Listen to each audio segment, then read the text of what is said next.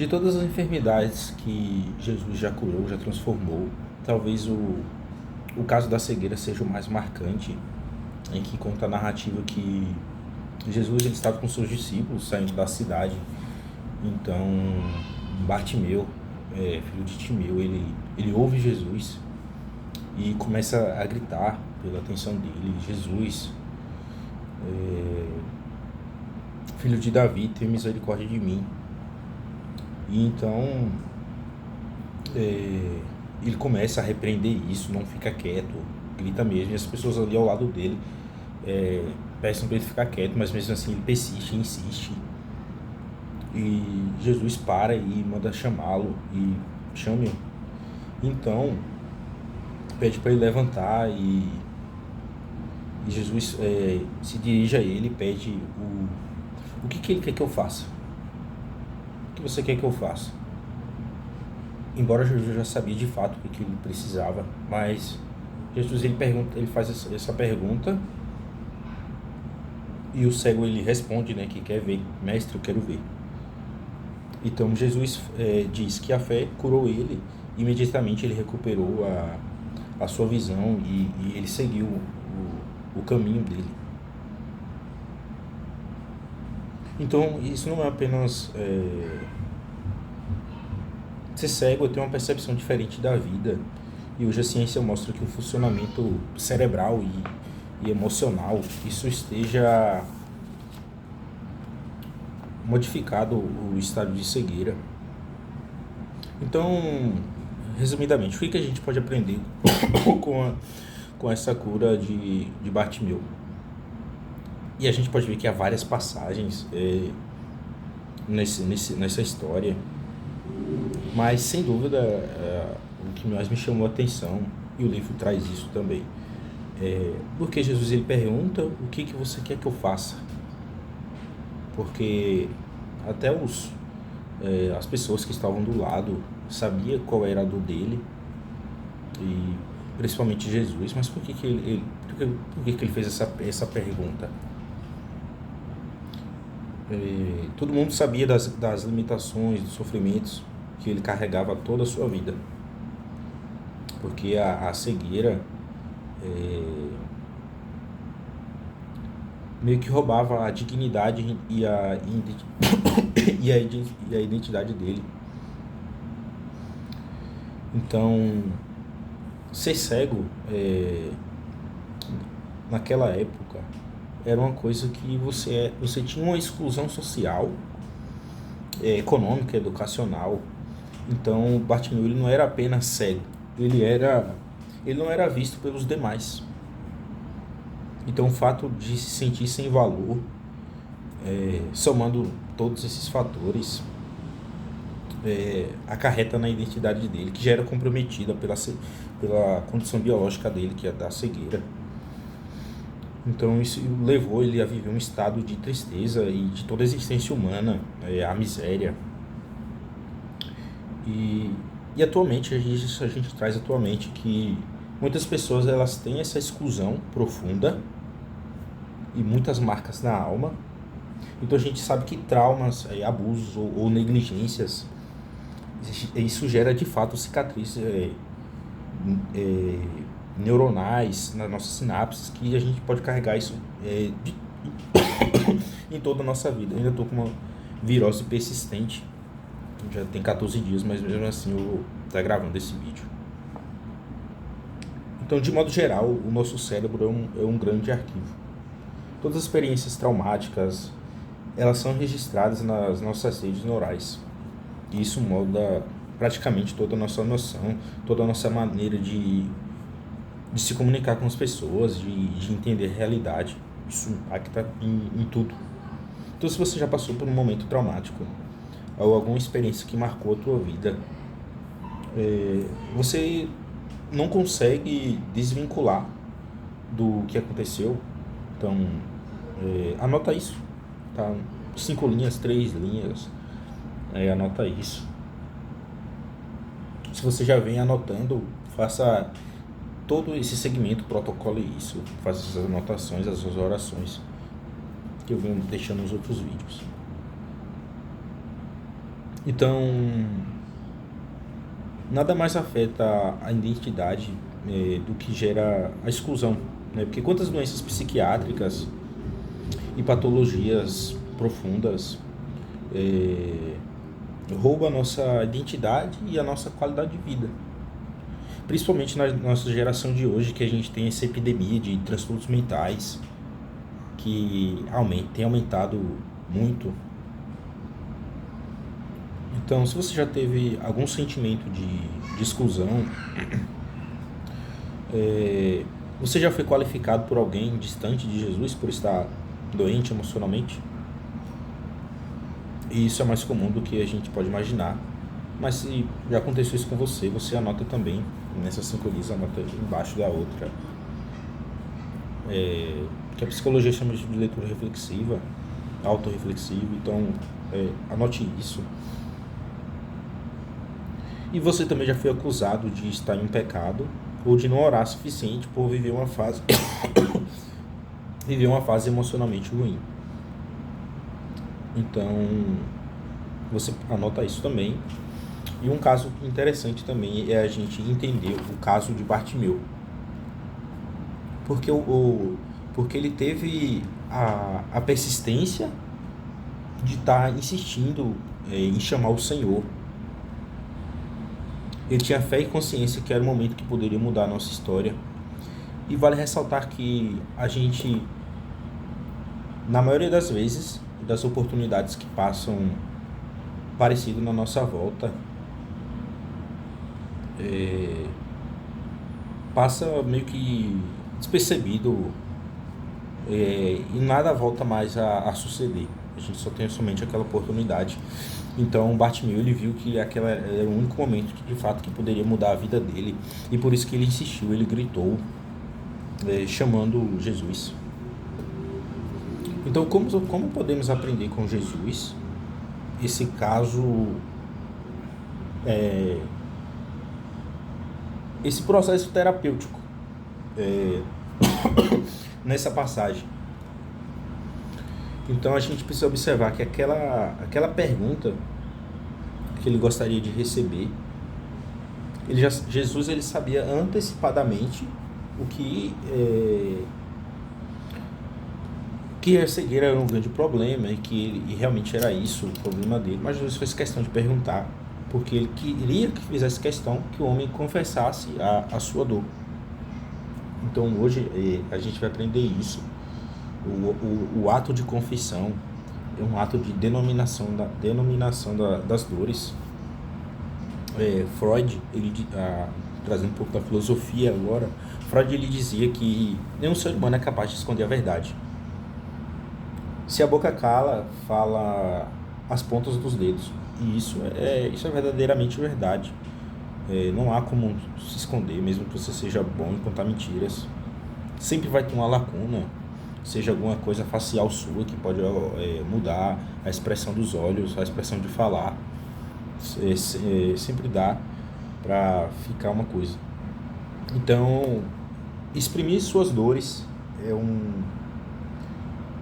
pode levar à cura.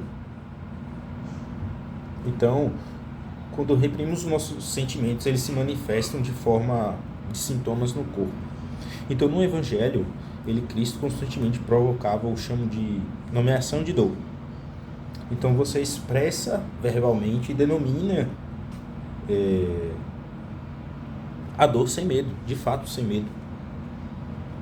E você faz isso confiante e com compaixão ao Mestre, sem receio de julgamentos ou repreensões.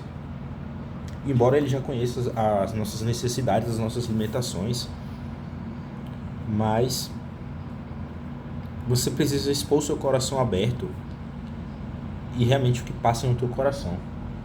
Então a confissão ela cura, ela te libera e rompe os mecanismos neurais do trauma. Mas quando a confissão é diante de Deus, então encontramos uma fonte infinita de ternura, amor e compaixão. Então falar é terapêutico. A gente sabe que isso é realmente terapêutico e vários estudos demonstram isso.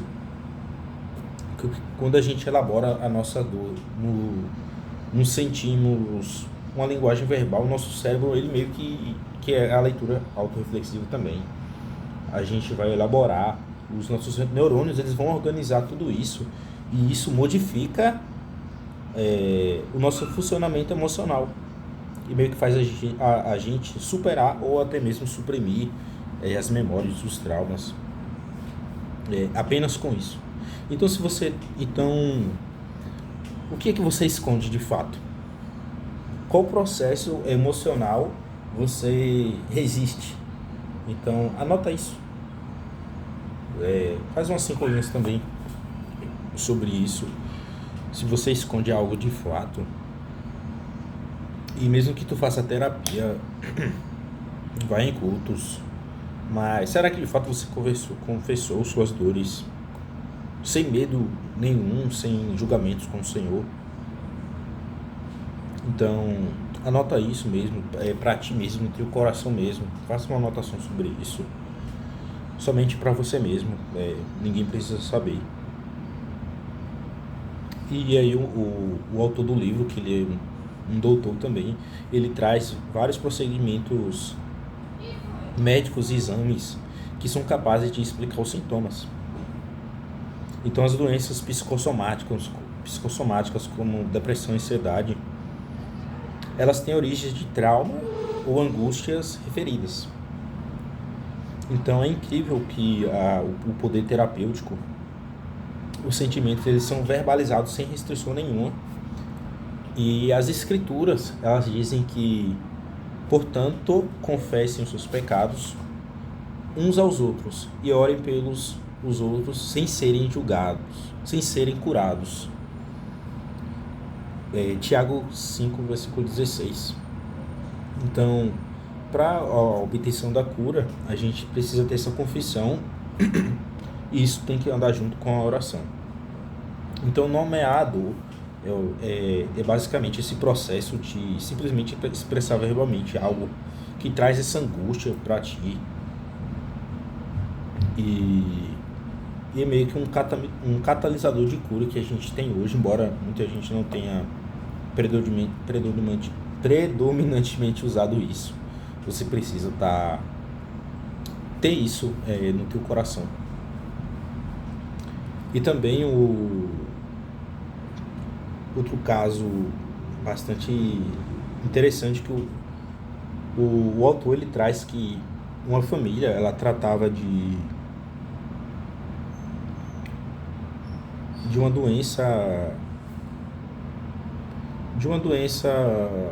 que ela era incapaz de enxergar, e ela fez várias consultas com vários oftalmologistas e todos diziam que a visão dela era normal. E com isso a família começou a perturbar ela, dizendo que ela queria se vitimizar, que ela queria um plano secundário de algum auxílio com isso. Mas ela teve uma parte que ela foi iniciar um protocolo psiquiátrico, com atendimentos psiquiátricos, e com isso ela tinha uma insegurança de até movimentar dentro do consultório. O reflexo dela não se movia na direção do objeto. Então, na realidade, a paciente ela tinha essa variedade de traumas. Ela tinha uma cegueira emocional. Então, depois de alguns meses de terapia, de medicamentos, ela meio que recuperou praticamente a sua visão, mas ela voltou a andar sem necessidade de algum acompanhante. E embora a gente veja que muitas pessoas sofrem abuso sexual e não contam para ninguém, e eu já vi isso já, e essas pessoas sentem dores e não conseguem explicar as dores, e os médicos identificam isso como fibromialgia, algum tipo de coisa, e essa pessoa ela sente dor e nos exames não tem nenhum tipo de lesão, alguma coisa para justificar aquilo. E quando ela é estimulada a expressar verbalmente suas dores, ou com Deus, ou com um profissional especializado nesse tipo de caso, ela melhora consideravelmente. Então ela meio que deixou, ela passou a orar e fazendo esses procedimentos com um profissional capacitado.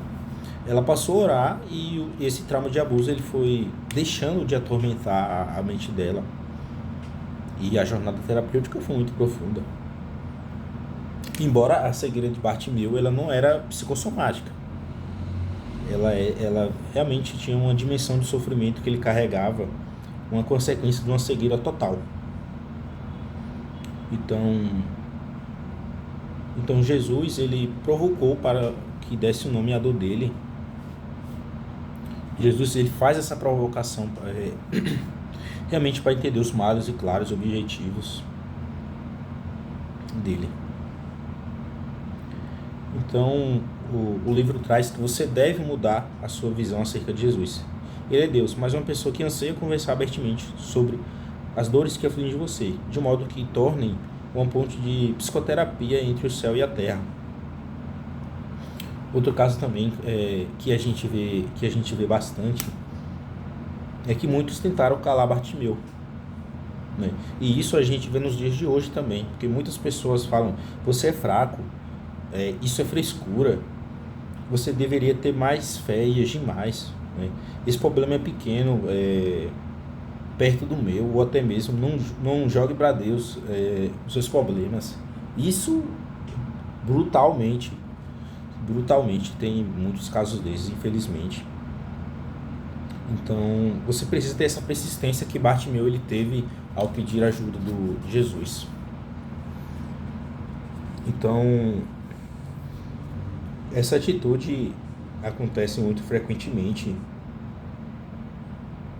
Então não fique sozinho, não fique isolado, sentindo uma angústia que você tem. Então encontre uma maneira de você aproximar de Jesus, para você receber essa cura. Então procure ajuda, procure se expressar seus sentimentos até com um amigo mesmo, né? Disposto a ouvir você, é claro, um amigo de verdade mesmo. E contudo, entretanto, sobretudo, não obstante, todavia, faça isso diante de Jesus. Esse foi o dia 5 do livro.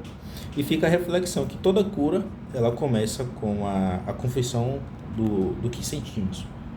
Então, tenta colocar isso em prática. Agradeço a Deus, hoje é domingo. Tenha uma excelente semana a todos aqui. E obrigado por isso. Então, seguimos.